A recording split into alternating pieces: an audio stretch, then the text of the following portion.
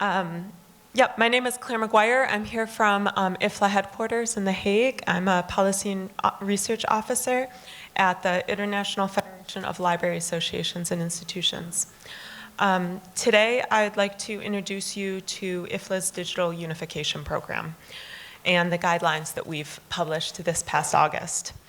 These guidelines are a practical document. They can be adapted to fit any type of project, big or small. And it's my hope that by introducing you to them today, it will help guide further projects and help bring together our documentary heritage collections and inspire international cooperation. Since the arrival of new technologies that allowed for the creation of digital libraries in the late 1990s, there has been the establishment of national level initiatives for digital preservation. 10 years later, we saw the emergence of regional initiatives, such as Europeana in Europe in 2008. The first global project was the World Digital Library, led by the Library of Congress, which was established in 2009 with the support of UNESCO. And over the past 20 years, there's been a shift from digital preservation to digital unification projects, focusing not only on national collections, but bringing together collections from across borders, joining cultural heritage which could be understood as belonging together by theme, by history, by aesthetic. These new communities could be sharing a language, a religion, culture, history, colonial past, commercial trade route, and so on. Given the complex histories of these collections, it's vital that alongside digital preservation, it's enhanced with context to promote the sharing and understanding of this heritage for future generations. Countries and communities have long and complex histories, and our heritage objects reflect this. Digital unification and preservation can build a bridge, so to speak, bringing collections together to allow people to learn from them, understand them, and study these objects in the context of their full stories. Inspiring a debate and exchange of ideas to explore collection and access issues for libraries in digital and virtual unification of documentary cultural heritage content was one of IFLA's key initiatives in 2015. The Digital Unification Working Group was established in 2017 to deliver on this key initiative, and these guidelines are the final product, helping to connect our documentary heritage and those professionals working to save it together. Given the complex nature of these collections, which can span many different countries and many different institutions, there are unique challenges around ensuring a standard approach. It is so important to know the history of how these documents were dispersed. Ethical and religious issues surrounding digitalization must be considered, and copyright and legal status must be determined for all the participating countries. These are the original goals of the working group. They surveyed institutions around the world and gathered case studies to determine how digital unification was being carried out in different contexts. The goal of creating a memorandum of understanding changed when it became clear from these case studies just how diverse the types of projects can be. A template doesn't work. The group needed to create a new type of standard that was totally adaptable to different needs, types of projects, different levels of expertise and resourcing.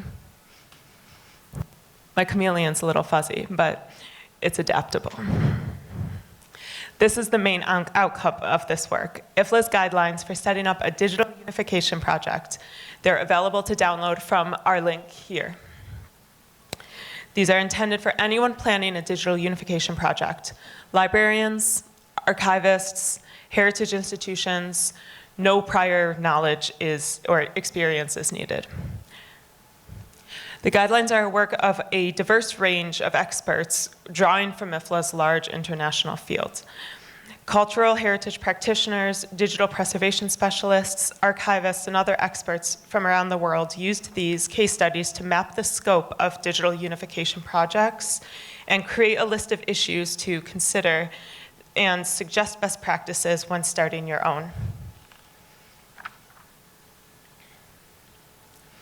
Here's two examples of projects from the case studies that were examined to give you an idea of the range of projects that digital unification can span. This is the Codex Sinaiticus. It's a single document that, due to its complex history, now resides in 4 different institutions, in the UK, Germany, Russia, and Egypt. The goal of the project was to allow the study and review of the entire document in its entirety in one place online. Compare that to a project from right here in the Republic of Korea. We have rare books held in collections across 42 different institutions around the world. The goal was to create an online information infrastructure to allow Korean students to access to all of these books. I will now take you on a high-level look at the steps involved in setting up a digital unification project, and I'll use this example to give some context along the way. These guidelines are meant to be used. Therefore, they are arranged following the 3 main phases of a project: define, manage, and finalize. There will be some helpful tips from the working group at each stage to help you create a successful project. First, you must ask yourself, why are you doing this project? What is your objective? At this stage, you must examine the types of documents and their history. Were they previously unified? Where were they produced? What community, language, religious, cultural community produced them? Are your objectives to grow access and engagement to one specific community, to multiple communities, or to ensure the long-term preservation in general, or a mixture of those? We suggest a feasibility study is a good place to start. This will help you answer some of those vital first questions and help you with the budget later on. Who are you doing this with? In the case studies, partners ranged from 1 to 1,200, although many projects didn't have more than 5. This stage is important because you will identify which institutions you will work with alongside other vital stakeholders and expert support that should be involved. Establishing a partner agreement at this stage is really helpful to ensure clear communication and division of responsibility. The case studies identified 4 possible resources for these projects: partners' own resources, national public grants, international public funding, such as aid, development, research, and philanthropy, or donated funds. Don't forget to consider human resources, as this is a significant part of the budget.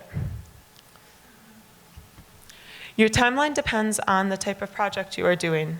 Completed case studies ranged from 1 year to 6.5 years, and half of the case studies weren't completed yet as of the review. The average timeline for completed projects is 5 years. You should consider your internal and external deadlines, the work that each partner needs to complete, the project phases. It's better to start small and think in stages. It might be useful to consider the steps involved in managing a project: conservation, description and metadata, digitalization, dissemination, and outreach. This is what you should have before you begin the management of your project. You should have a good idea of the nature of the documents and their history, and an expert team as well as an advisory board if needed, partnership agreements, a budget, and a timeline. Determining the current situation of your documents and whether your documents are in too poor of a condition to digitize is important. Remember to consider your partners, as this is an international project and the definition of restored to an appropriate level might vary.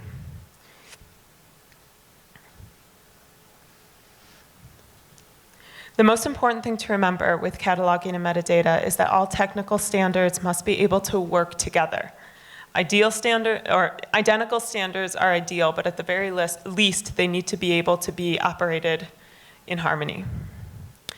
The usefulness of your project depends on the quality of your metadata, so prepare to prioritize investment in this.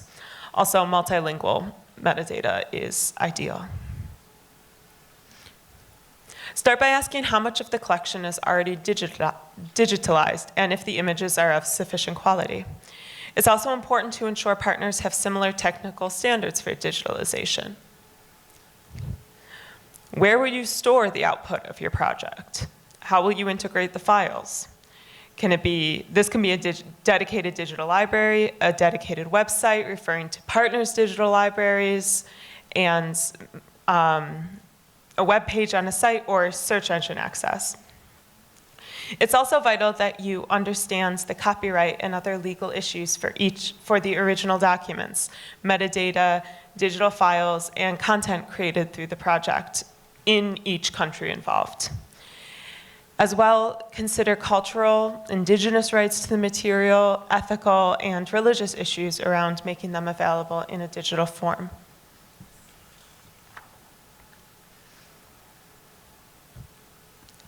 Different levels of curated content are possible, such as presenting the project and the stakeholders as a whole, organizing the material into major themes, or perhaps into narrow themes and creating content about those. It's really up to the nature of your project. Keep in mind to consider cultural sensitivities as well. The working group urges you to use your own expertise and judgment.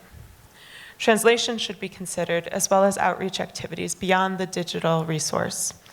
Conferences, academic publications, material for teachers, engagement with stakeholders, and other events. This is where you can raise awareness and really show the impact of your project. Finally, it's important to analyze lessons learned and draw up a report including all partners' feedback. Consider the long-term management of the resulting resources. If there is a need, how would you build it into a later, larger scale project? This is one of my favorite quotes from the introduction of these guidelines. Libraries and archives throughout the world hold collections which document the interconnectedness of human history. We often look at interconnectedness as complex, and it is. But our histories are complex, and our documents and our heritage is also complex. And digital unification projects can help our documentary heritage gain meaning and significance by connecting it, reflecting on that interconnectedness of our histories. So now we ask you to put the guidelines to work. I took you on a very high-level look through, but they're very practical. They raise a lot of questions that you should be thinking of at each phase of the project. It suggests best practices and is really adaptable to the context in which you're looking to work. So we invite you to put them to use in your own projects. And please reach out to IFLA and let us know how you're putting them to use. And we would love to hear from you, and we would love to help you raise awareness of your projects. Translations are also welcome, and we will be doing a review in 1 year. As I said, these documents were these guidelines were published just this August. Again, you can access the guidelines here on our website. And I want to thank you for your time. If you have questions about the guidelines at all, I'd be happy to talk to you about them. If you have other questions about IFLA, I'd be happy to talk to you about it. And thank you for your attention.